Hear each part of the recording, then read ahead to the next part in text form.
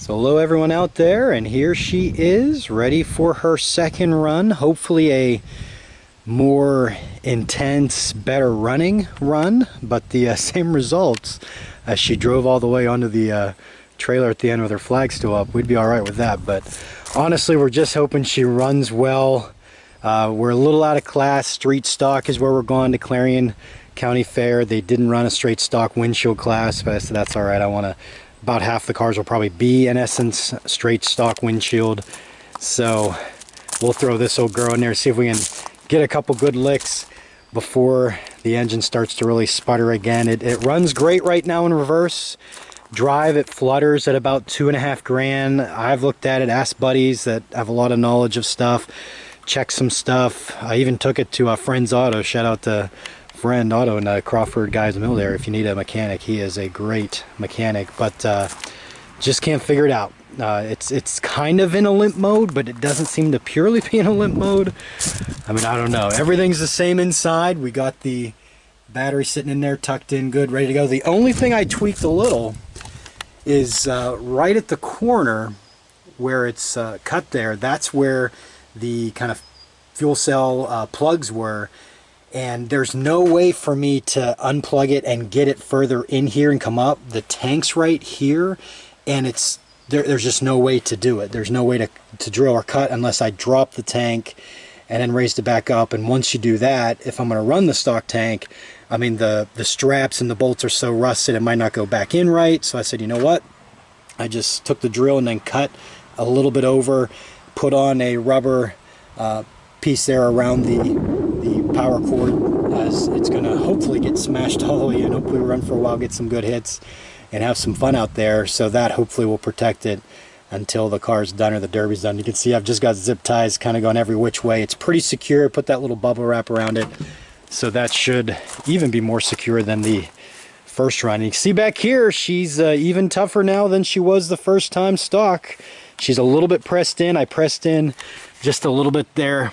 The bottom of the spare tire holder is really getting tough to get it up here. I'm like, you know what, that's probably good enough anyways.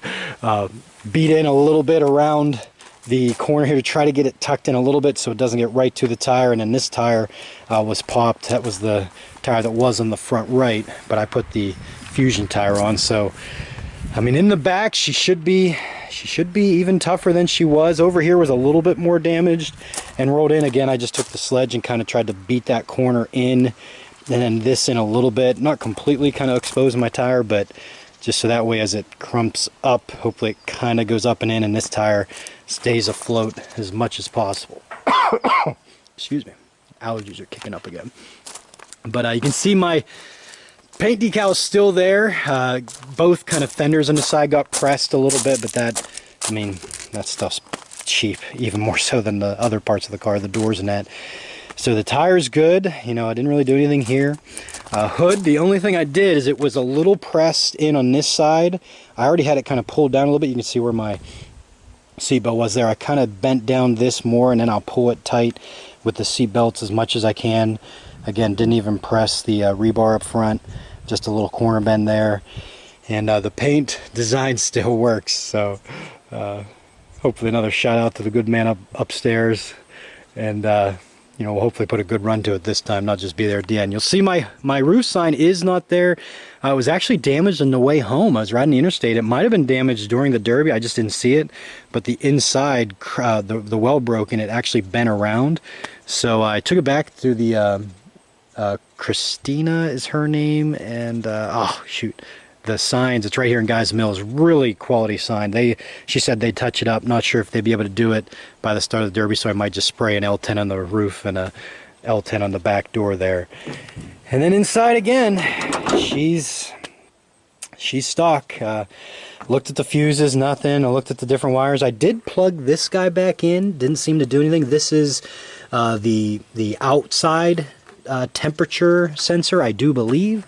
Thought that might be what's kind of throwing the computer out of whack. It didn't seem to do anything. And then over here you can see my spray foam got pressed a little bit here this corner, but it's as good as it can be. And yeah, she's ready. I said she's got so much life left in the car, and The motor, I just wish I could figure out why it's in that limp mode. I just don't know. I wish I knew more about cars, but we're hoping to have a fun run, hoping to put on some good hits. My hometown fair, if you will, is the fair nearest to where I grew up and always went to. So we'll see how she does. Hopefully have some fun and get at least a couple good licks before she starts to teeter out running wise.